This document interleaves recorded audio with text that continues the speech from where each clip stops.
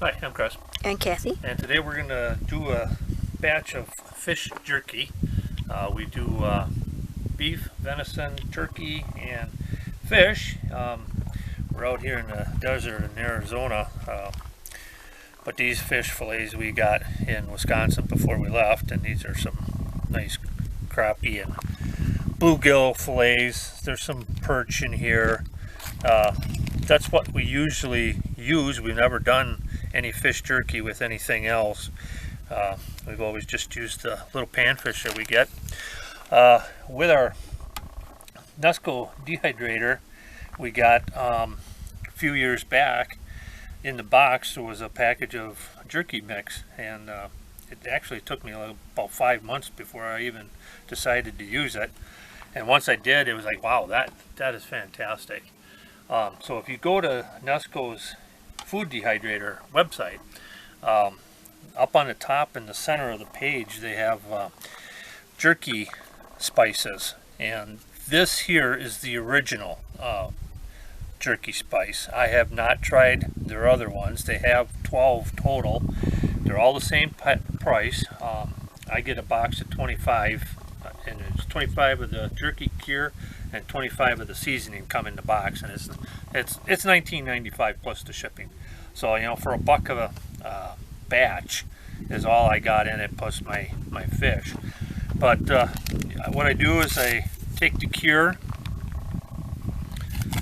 and empty that into a quarter cup of water first, and mix that up until it's dissolved.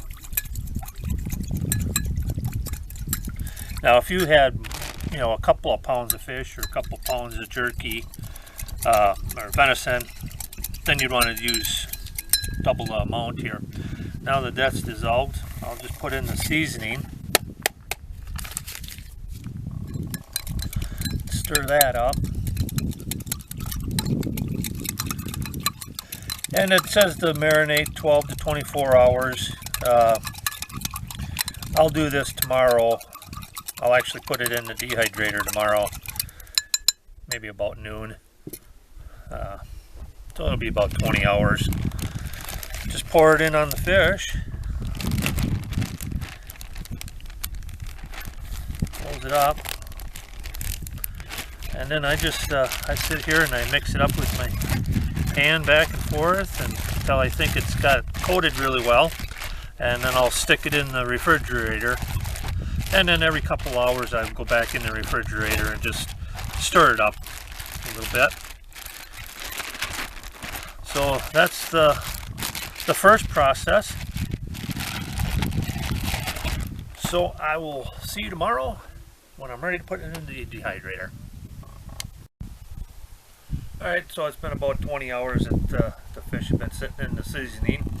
I rinsed them off slightly because I don't have over a pound of fish here. So just to get the saltiness off of it. We're out here in the desert, and because of the lower humidity, I'm sure that this is only going to take probably about 3 hours. When we're back at home in Wisconsin, it takes about 3.5 hours to maybe 4, depending on the humidity and the temperature. But this here I'll check in about 3 hours. I don't like my jerky, no matter what kind it is. It's so hard and that you can't hardly bite it. I like it with a little bit of texture to it yet.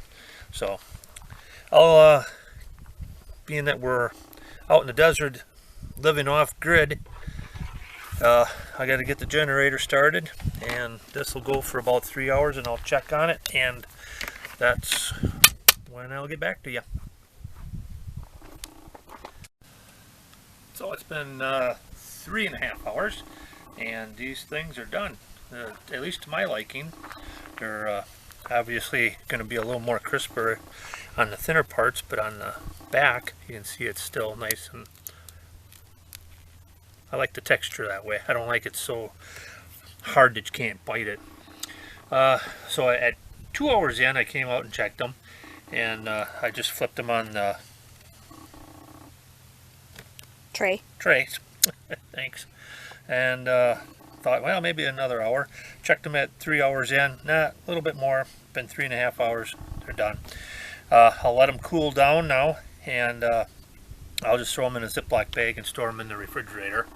I don't see why you couldn't do it and throw them in the freezer for up to a year. I don't see where it would really hurt anything. So that's about all I can say about this. I hope you hit the like button, subscribe to my YouTube channel, share it with your friends that are, do a lot of panfish, because it really is good meat. And join us on Facebook at All Things Wild. Look for the canoe at the top of the page. Thanks for watching.